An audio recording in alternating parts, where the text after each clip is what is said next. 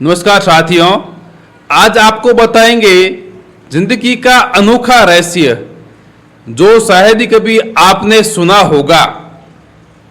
आपके भाग्य को बदलने वाली चाबी किसके पास है? आपकी सांसों के पास है। आज हम जानेंगे कि हमारी सांसें, ये हमारी ब्रेथ इतनी अनमोल क्यों हैं। आपसे मैं एक प्रश्न पूछता हूं, आप मुझे बताओ कि आप जब इस संसार में पैदा हुए तो सबसे पहले आपने कौन सा कार्य किया? आप थोड़े आश्चर्य में पड़ गए। हाँ, तो हर कोई प्रश्न देगा, कहेगा कि सबसे पहले तो हमने रोना शुरू किया। जब बच्चा पैदा होता है तब डॉक्टर या नर्स जब भी बताते हैं बच्चा रो नहीं रहा तो क्या कहेंगे? ये बच्चा तो मृत है। क्या हमने सबसे पहले रोना शुरू किया? क्या रोना कहे या चिल्लाना कहे? नहीं। जब हमारी बॉडी के अंदर प्राण ऊर्जा एंटर होती है तभी हम रोना शुरू करते हैं। तो आपको जान के आश्चर्य होगा कि जब हम पैदा हुए तो हमने सर्वप्रथम कार्य किया सांस को लेना। और अपना अंतिम कार्य क्या होता है? क्या प्रॉपर्टी पे साइन करना अंतिम कार्य होता है? नहीं, हमारा अंतिम कार्य वो होता है अंतिम सांस लेना। बोलते हैं ना, अब इसने आज अंतिम सांस ली। तो हमारी जिंदगी प्रथम सांस और अंतिम सांस के दोनों के बीच की है। हम इन सांसों के बीच वाले क्रम के अंदर जो कोई भी कार्य करते हैं वो सांसों को इतना महत्व नहीं देते। ये क्या है जो हमारा अस्तित्व बनाए रखती है? तो वो क्या हमारी सफलता के अंदर भागीदारी नहीं ले सकती है क्या? मनुष्य के प्रत्येक कार्य के अंदर ये हमारी सांसें हर वक्त हमारे साथ रहती है। और यदि हम अपने इन सांसों को सच्चा मित्र बना दे तो ये हमारे प्रत्येक कार्य में एक महत्वपूर्ण भूमिका निभाती हैं। हां, प्रत्येक कार्य के अंदर ऐसा ज्ञान जो महादेव ने काफी वर्षों पहले बताया था माता पार्वती को कि ये संसार किस प्रकार से चलेगा, तो मैं आज आपको उसी के बारे में थोड़ा संक्षेप में बताऊंगा। और आप उसको यदि अपने जीवन में लागू कर रहे हो तो आपकी सभी मनोवांछित इच्छाएं पूर्ण होगी। और मैं इसके रहस्य आपके सामने बताऊंगा और आपको आश्चर्य होगा, क्या वास्तव में ऐसा हो सकता है? हाँ, वास्तव में ऐसा हो सकता है। सबसे पहली बात आती है,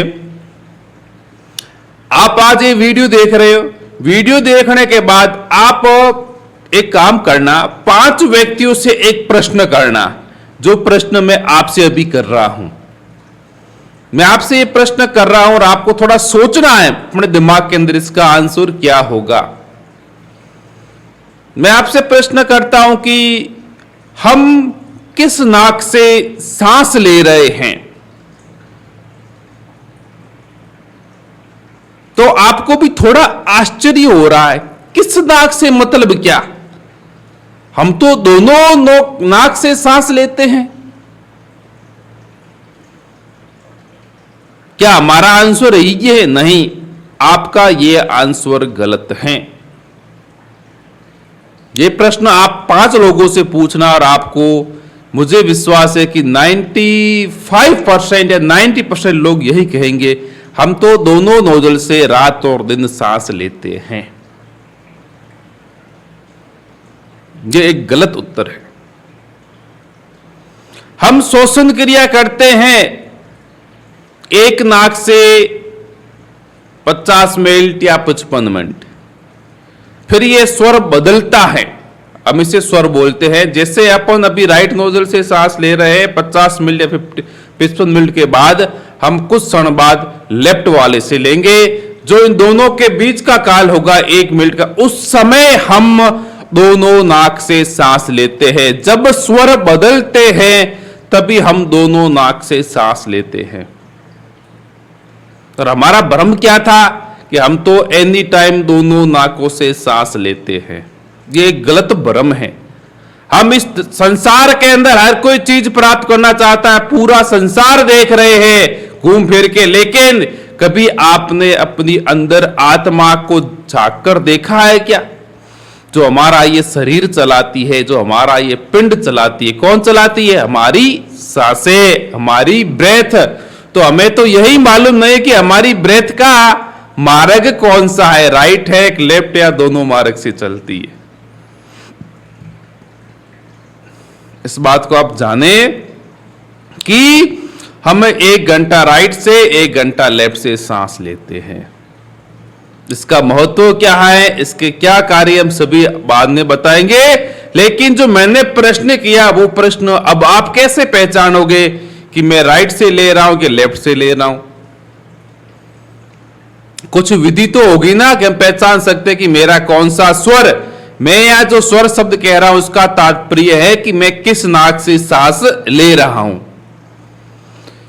जब अपन को स्वर चेक करना है, आराम से मात्र 5 सेकंड में आप बता सकते हो कि मैं किस नोजल से सांस ले रहा हूं। आप अपने दोनों हाथों को ऐसे नाक के पास रखें, मुंह बंद रखें और नाक से हवा को बाहर छोड़े। आपको लगेगा कि मेरे एक हथेली के ऊपर ज्यादा हवा का वेग आ रहा है। उसका मतलब आपका वो स्वर एक्टिव है।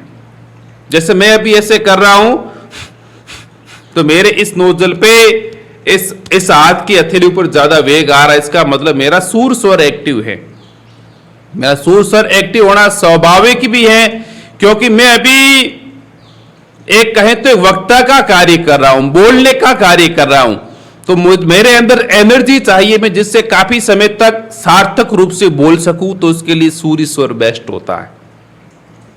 तो आप इस प्रकार से पहचान सकते हो। नहीं, आप अपनी मोबाइल की स्क्रीन के ऊपर ऐसे मुंह बंद रखे और जोर से नाक से हवा मारोगे तो आपके स्क्रीन की एक तरफ ज्यादा हवा का गुब्बारा लगेगा। तो आप जान लेना कि मेरा वो स्वर चालू है। आज आप इतना करें कि आप स्वर को देखना सीखें, मेरा कौन सा स्वर एक्टिव है, और 5 लोगों से प्रश्न करोगे तो आपको 90% आंसर रॉन्ग मिलेगा। क्योंकि हमें कभी इस विषय के बारे में जाना ही नहीं। जो हमारी अमूल्य धरोहर है, जो हमें पग पग पे आपकी सफलता में योगदान देगी, आपकी सांसें। और कोई दान साथ दे चाहे न दे, कोई रिश्तेदार आपका साथ नहीं देगा, कोई फ्रेंड आपका साथ नहीं देगा, वो सभी साथ आपकी सांसें आपको पल पल की जानकारी बताएगी।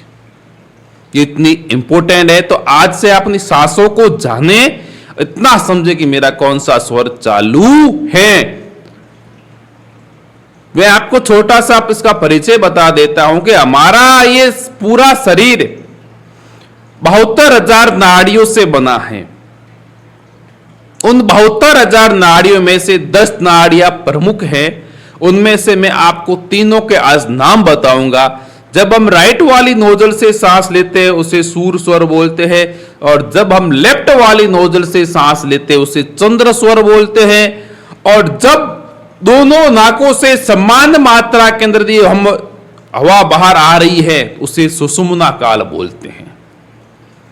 इतनी जानकारी आपको होनी चाहिए कि सूर्य एक चंद्र, बहुत इंपॉर्टेंट जानकारी है। इसका मैं अब चमत्कार बताता हूं, और वास्तव में आपने किया भी होगा, नहीं तो करके देख लेना।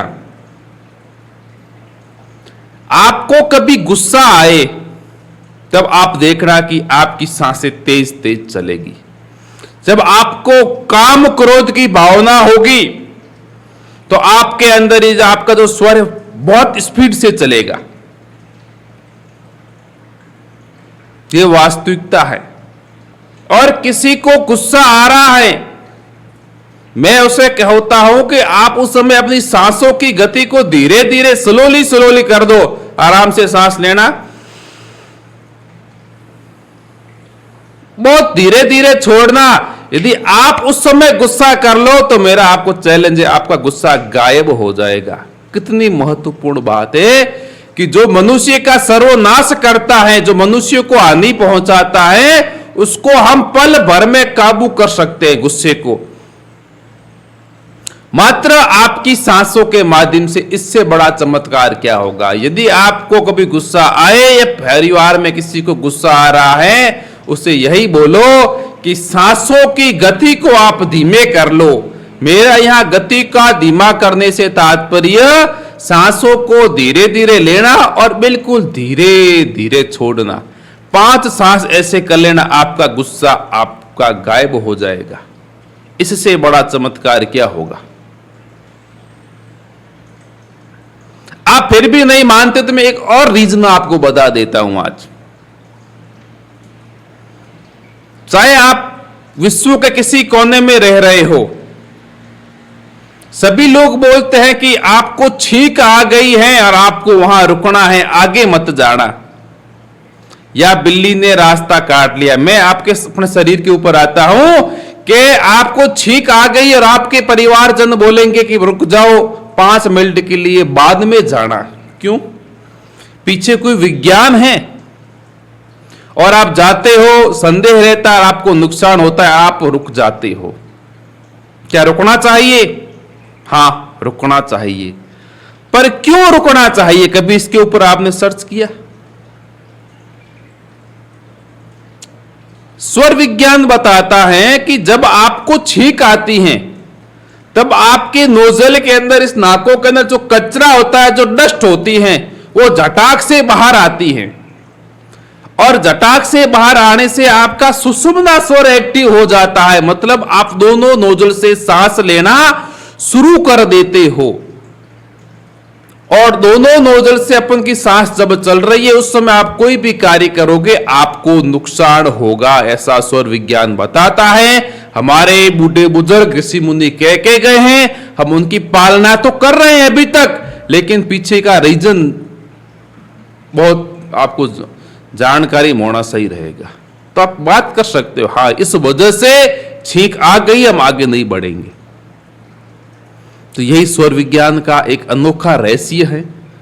और स्वर विज्ञान कहता है कि सुषुम्ना में कोई भी कार्य करोगे तो आपको नुकसान होगा, इसलिए कहते हैं कि छींक आ गई है, रुक जाओ। ऐसे स्वर विज्ञान के खूब चमत्कार भरे पड़े हैं। तो मैंने आज आपको केवल उसका ऊपरी बातें बताई हैं। तो आज से आपका थोड़ा सा होमवर्क ही समझें।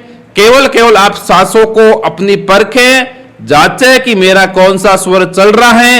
यदि आपकी डिमांड इसके ऊपर और ज्यादा आएगी, कमेंट आएंगे, तो हम इसके बारे में और भी चर्चा विस्तार से भी करेंगे।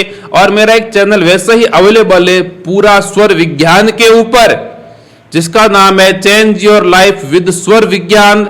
लिंक इसके चैनल के अवेलेबल है, आप आराम से वहां स्वर विज्ञान के संपूर्ण वीडियो देख सकते हो। प्लीज आपको यह चैनल अच्छा लगा या वीडियो अच्छा लगा तो चैनल को लाइक, शेयर, कमेंट जरूर करें।